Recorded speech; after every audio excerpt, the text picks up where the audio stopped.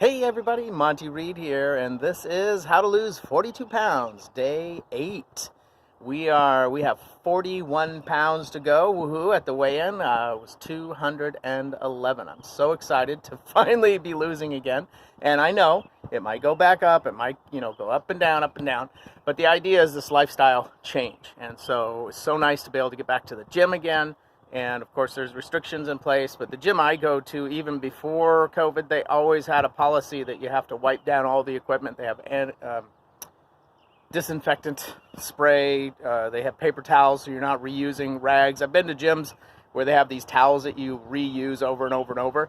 But this gym has always been adamant about paper towels and spray disinfectant, and it's a policy to wipe it down. I know if I ever skipped it or forgot, someone come up and say, "Excuse me, please make sure." So they always did that.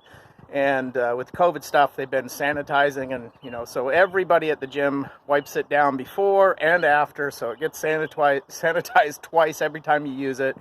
And so it's a really clean place. You got to wear your face mask and all that. But it's been really nice to be able to get back to the gym, because it's so easy to bring a book and just punch in the numbers on the machine for fat burn. And I know once I get my fat burned off, I'm going to be switching back over to the aerobic, because I was getting ready to train for a marathon, and then I discovered all these other issues that I had with the blood tests that came back, and that's why I'm doing this urine saliva testing and all of this stuff. So not only am I getting fit and trim, but I'm also getting healthy and well, because when I was younger, I noticed that as a child, there were people around me that had lived to be 100 years old. I mean, I had met several 99, 100-year-old, 101, 102-year-old people, and I thought, they were born 100 years ago, and they didn't have any of the emergency medicine and surgical procedures that we had when I was a kid. And now with all the new stuff, I mean, there's so much cutting edge stuff that has not been implemented yet. And I know when I was doing some research over in India with the Stem Cell Institute over there, they actually don't focus on stem cell research that's funded in America. They focus on stem cell research that works. And so I don't know if you guys are familiar with the politics of research funding is crazy. And if you're working on something obscure in healthcare, it's very unlikely you're going to get funding. Pretty much a research scientist that wants to get funding, it has to be politically acceptable. Or it has to be some kind of demand. Like Americans will not change their diets. They're going to be obese, not just fat, but obese. Americans are going to be obese. They're going to eat greasy foods. Their cholesterol, their system is going to be messed up.